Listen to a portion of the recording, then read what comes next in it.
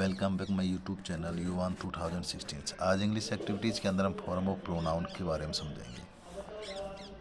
Pronoun एक subjective case में होता है, एक ऑब्जेक्टिव केस में पाया जाता है और एक पॉजेसिव केस में पाया जाता है।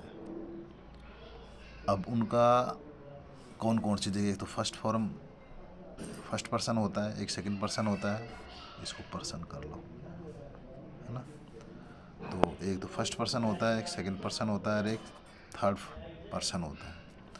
अब आपको जैसे फर्स्ट पर्सन सब्जेक्टिव केस कौन कौन से होते हैं, आई और वी होता है। ये फर्स्ट पर्सन कहलाते हैं। सब्जेक्टिव केस में आई और वी होते हैं। अब आई का ऑब्जेक्टिव केस क्या होगा, मी होगा, और पॉजेसिव केस माई होगा। अब फर्स्ट फोर्स ये तो सिंगुलर हो गया, है ना, और वी प्लूरल हो गया, याद रखना आपको।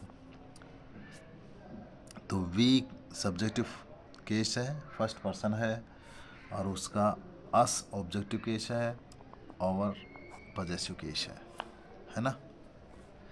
और आगे देखें हम सेकंड पर्सन में सब्जेक्टिव केस यू होता है, ऑब्जेक्टिव केस ये भी यू ही होता है, लेकिन पॉजेसिव केस ये और होता है। थर्ड पर्सन के अंदर subjective case he, she, they, it, है ना।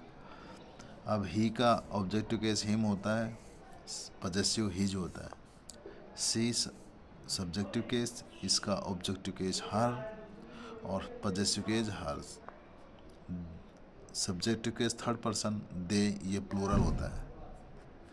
क्या है ये, प्लूरल। बाकी सब क्या आएंगे, सिंगुलर। तो दे का ऑब्जेक्टिव केस देम होता है और पॉजेसिव केस देयर होता है। इट का ऑब्जेक्टिव केस इट ही होता है और पॉजेसिव केस इट्स होता है। अब एक चीज़ और आपको मैं बताना चाह रहा हूँ, पॉजेसिव केस हमेशा नाउन के साथ जुड़ा होता है, हमेशा सिंगल कभी भी नहीं आता है। यानी इनके साथ में नाउन का होना कंपलसरी होता है, बिना नाउन के ये कहीं भी यूज नहीं होते हैं। तो आपने फर्स्ट पर्सन में आई सिंगुलर होता है, वी प्लूरल होता है, और सेकंड पर्सन में यू हमेशा होता है, यू ऑब्जेक्टिव केस भी इसका यू होता है, और ये और इसका पॉजेसिव केस होता है। थर्ड पर्सन के अंदर सब्जेक्टिव केस ही, सी और इट होता है सिंगुलर, और दे होता है प्लूरल। इस प्रकार से, है ना। आप इसका स्क्रीनशॉट ले सकते हो याद रखने के लिए। Thank you.